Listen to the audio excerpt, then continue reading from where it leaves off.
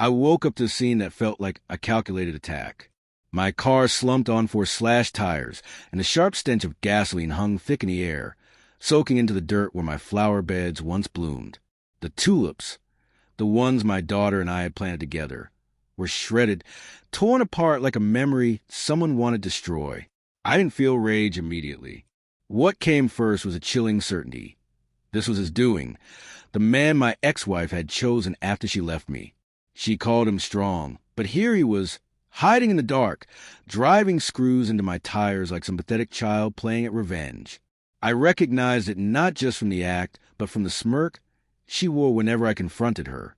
"Boys will be boys," she once laughed, her words hitting me like a slap. At least my man knows how to be won. Once, she found comfort in my arms. Now she mocked me as though those 10 years we shared had meant nothing. I had built our life from the ground up, fixed her father's collapsing roof with my own hands, held her as her mother withered from cancer, stayed by her side to the heartbreak of miscarriages. But when my career stumbled and I couldn't recover quickly enough, she left without hesitation, running toward someone flashier, louder, a man who strutted like he owned the world. She took more than half of what we'd built, even the cat, and soon he began to make his presence known.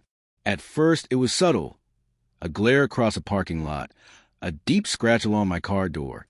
But then it escalated. I tried to tell myself the screws in my tires were coincidence. But every other Monday, like clockwork, the front left tire was flat, one clean puncture each time. No random nails, no stray debris, just a deliberate strike, calculated and cruel.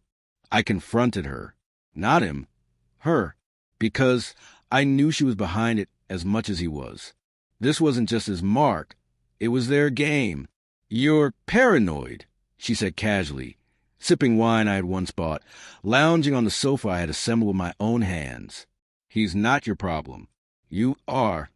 That was the last real conversation we had. The night before my garden was ruined.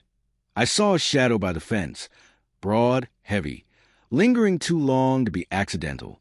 He thought he was invisible, but his arrogance made him sloppy. He held something in his hand. By morning, my tulips were nothing but shredded petals and broken stems. That's when my pain hardened into resolve.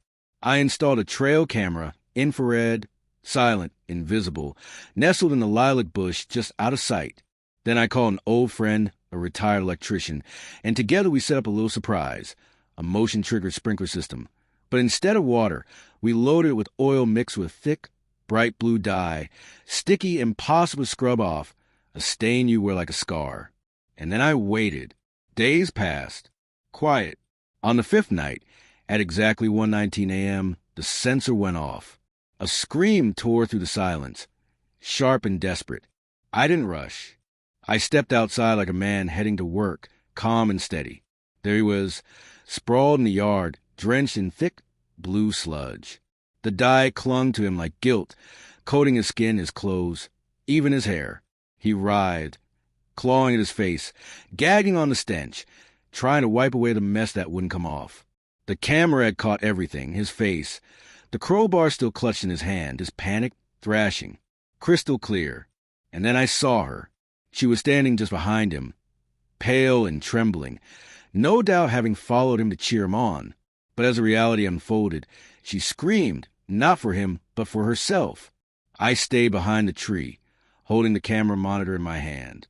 When she noticed me, the color drained from her face. "I warned you," I said calmly. "You're insane," she spat, her voice cracking. "You could have hurt him." "No," I replied, "but I could have called the police months ago.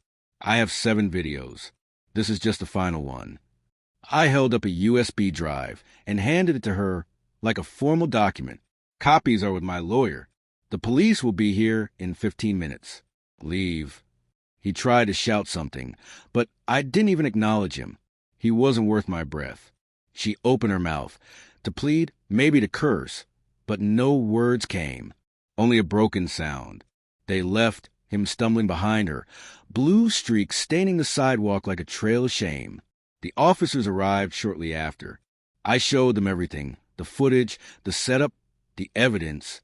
"You handled it well," one officer said. Most people would have thrown a punch. You kept control. Control. I didn't vandalize their home. I didn't slash their tires or harass their employers. I let them walk themselves into my carefully laid trap, step by step, until they couldn't escape it. In court, I pressed charges: vandalism, harassment, property damage, trespassing. He took a plea deal, community service, fines, and a record that would follow him. But that wasn't the real punishment. The real sentence was public: whispered rumors, quiet snickers, lost clients, friends who stopped answering their calls. The man once bragging of his strength was now known everywhere as the fool who became the blue man. And she, well, her friends no longer invited her out for coffee. She texted me only once. "Can we talk?" "I didn't know he'd take it this far," she wrote. I never responded. Real justice doesn't make noise. It's silent, deliberate, like watching scales settle back into balance. Now my tires hold air. My garden blooms once again. And every night, I sleep peacefully, like a man who buried his past with steady hands, sharp mind, and quiet finality.